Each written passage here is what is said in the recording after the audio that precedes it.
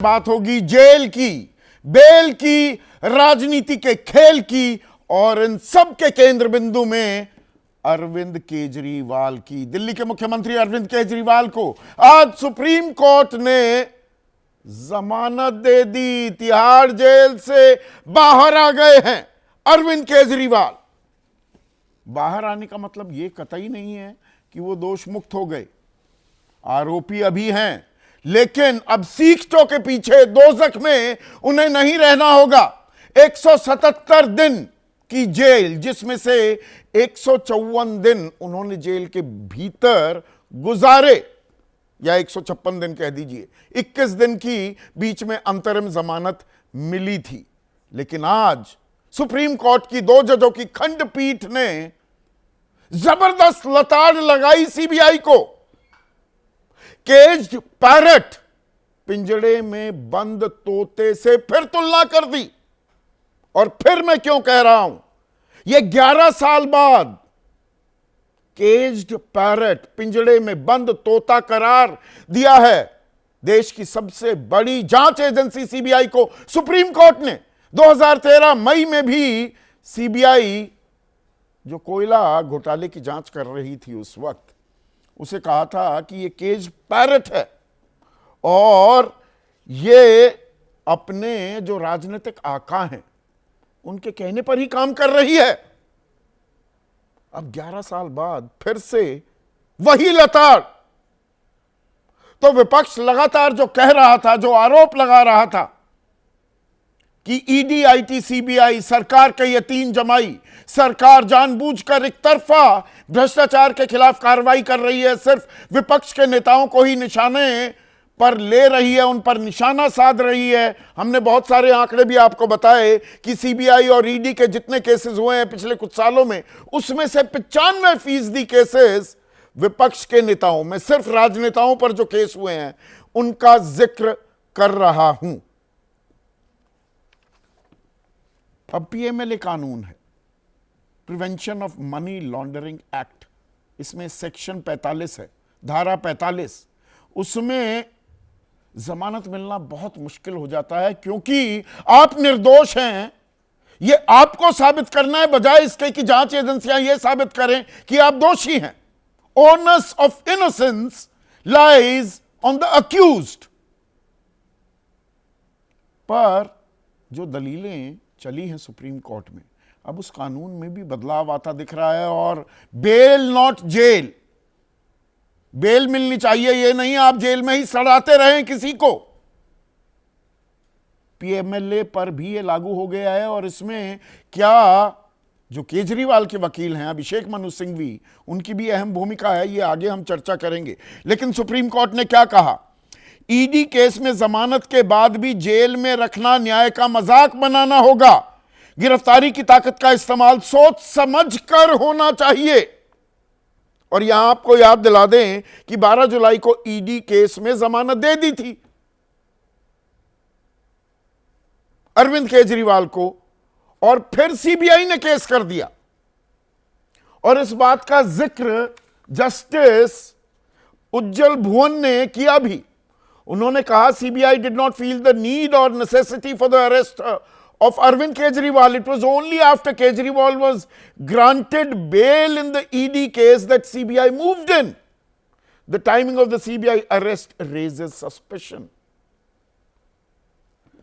कि गिरफ्तारी की बात तो सीबीआई को तब समझ में आने लगी जब ईडी वाले केस में बेल मिल गई, तब गिरफ्तारी की गई।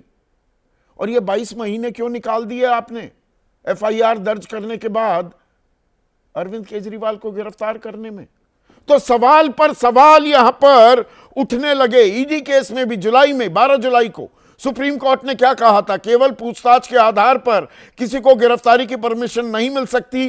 केजरीवाल लंबे वक्त से जेल में हैं।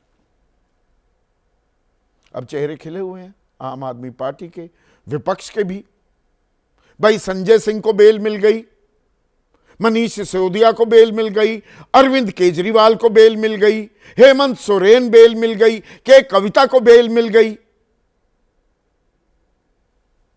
तो सब भ्रष्टाचारियों को जो जेल में डालने की बात थी, आरोप मुक्त नहीं हुए हैं, पर बाहर आ गए। इसके राजनीतिक असरात क्या होने वाले हैं? 177 दिन अरविंद केजरीवाल जेल में रहे। मैं अंतरिम जमानत का वक्फा जोड़कर बता रहा हूं। मनीष सिसोदिया 510 दिन, संजय सिंह 181 दिन, के कविता 150 दिन।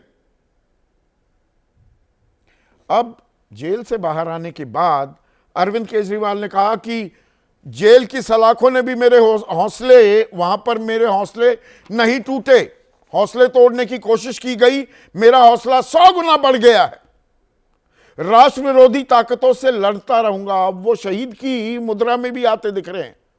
वो भी कुछ ऐसा एक्ट कर रहे हैं कि जैसे पेरिस से कुछ ओलंपिक का मेडल जीत कर आए हैं। भ्रष्टाचार के आरोप में जेल गए थे, उसमें जमानत मिली, पर वो कह रहे हैं जिंदगी भर लड़ा, आगे भी लड़ता रहूंगा, खून का एक एक कतरा देश के लिए, साजिश पर सत्य की जीत हुई, पहले से और ज्यादा ताकतवर हो गया। ये राजनीतिक पोस्चरिंग है, और प्रधानमंत्री मोदी के बाद पोस्चरिंग में कोई माहिर खिलाड़ी है राजनीति का तो वो अरविंद केजरीवाल है। Make no mistakes about it. अब अलग अलग बयान हमें सुनने को मिल रहे हैं। भगवंत मान, जो भी आम आदमी पार्टी के नेता, तो खैर गदगद होते दिखाई देंगे ही। अब तो सुप्रीम कोर्ट ने कह दिया जांच एजेंसियों का गलत इस्तेमाल हो रहा है। भगवंत मान कह रहे हैं, मनीष सिसोदिया कह रहे हैं, सीबीआई ने केजरीवाल को जेल में रखने की मंशा से गिरफ्तार किया। तेजस्वी यादव कह रहे हैं हम बीजेपी के साथ नहीं तो हमें चोर बना रखा है। जीतू पटवारी कांग्रेस के नेता हैं, केजरीवाल को जमानत मिली यानी न्याय जिंदा है। अब वो ये कह रहे हैं। ये बात और है कि आज किसी भी राष्ट्रीय चैनल पर आप देखिएगा, कांग्रेस ने कोई प्रवक्ता नहीं भेजा। अब ये नहीं पता, ये राजनीति का खेल भी जो है ना, अरविंद केजरीवाल बाहर आए, अब आम आदमी पार्टी हरियाणा में 90 की 90 सीटों पर लड़ रही है। अरविंद केजरीवाल भी गठबंधन चाह रहे थे, राहुल गांधी भी चाह रहे थे। अभी 16 तारीख वैसे नामांकन वापस लेने की आखिरी तारीख है, तो अभी संभावनाओं का खेल क्या खत्म नहीं हुआ है, इसलिए कांग्रेस कुछ बोलने को तैयार नहीं। उधर बीजेपी थोड़ी सिट्टी पिट्टी गुम है, पर बांसुरी स्वराज वकील भी हैं, सुषमा स्वराज की बेटी अब नई नवेली सांसद बनी है।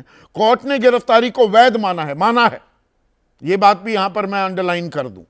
इसका मतलब है कि केजरीवाल घोटाले में लिप्त हैं, पर जानबूझकर जेल में ठूसे रखा क्या? उस बात को कैसे नजरअंदाज आप कर रहे हैं? और स्मृति ईरानी बोली कि केजरीवाल को बेल मिली है, इससे वो बरी नहीं हो जाते। पर अब ये राजनीति का जो पहिया घूमा है, ये पहिया कहां जाकर रुकेगा? अरविंद केजरीवाल अब बाहर आ गए, जैसे अब संजय सिंह बाहर आए थे। अब उनकी गिरफ्तारी आने वाले दिनों में, जब तक केस का ट्रायल पूरा नहीं हो जाता, जिसमें सालों लग सकते हैं, वो वापस जेल नहीं जाएंगे। तो जमकर राजनीति होगी। हालांकि कुछ कंडीशंस डाली गई हैं। वो अपने ऑफिस में नहीं जा सकते, किसी सरकारी फाइल पर साइन नहीं कर सकते, केस से जुड़ा कोई सार्वजनिक बयान नहीं देंगे, 10-10 लाख रुपए के मुचलके भरे हैं, जांच में बाधा डालने या गवाहों को प्रभावित नहीं करेंगे। ये 6 शर्तें लगाई गई हैं, पर राजनीति तो करेंगे ना। और अब जेल में जाने का डर जब हट जाता है, और कैसे हट जाता है ये भी मैं आपको बता दूं। जेल में डले रहने का कितना कड़ा प्रावधान और वो कैसे इस्तेमाल होता है पीएमएलए केसेस में, वो भी आपको बता दूं। 2014 से 2024 का खाका आपके सामने पेश कर रहा हूं। 2014 से 2019 तक 160, 70, 80, 90, 200 से कम केसेस हर साल पीएमएलए में, prevention of money laundering act में दर्ज होते थे। लेकिन 2021 में यह आंकड़ा 2020 में यह पहुंचा 708, 2021 में 1000 को भी पार कर गया, 1166, 2022 में 1074, 2023 में 934 और 24 में जुलाई आधे साल में ही 400 के करीब केसेस हो गए हैं। और इनमें कार्रवाई कितनों पर हो पाई? कुल मिलाकर 5297 केस 5297 केस, कार्रवाई हुई सिर्फ 40 में, 1% से भी कम, बाकी जेल में पड़े हुए हैं।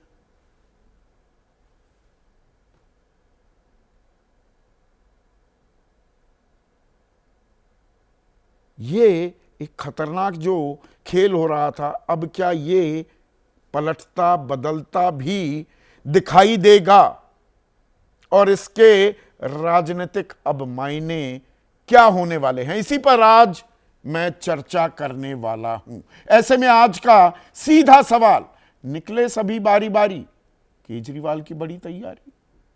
अब तो चुनावों की बाहर भी चल रही है ना, हरियाणा में चुनाव है, अभी महाराष्ट्र में भी होंगे, वहां पर भी पीएमएलए के केसेस, चक्की पीस सिंह नेचुरली करप्ट पार्टी, वो वॉशिंग मशीन में धुल गए। मैं अजित पवार, प्रफुल्ल पटेल की बात कर रहा हूं, वहां भी गूंज सुनाई देगी। क्या झारखंड, हेमंत सोरेन, वो जेल में डाले गए थे, अब ये मुद्दा क्या जेल से हटकर सड़क पर भी आ जाएगा? और सुप्रीम कोर्ट को शक, सीबीआई पिंजड़े का तोता अब तक, यानी कि 11 साल बाद भी पिंजड़े का तोता ही बना हुआ है सीबीआई।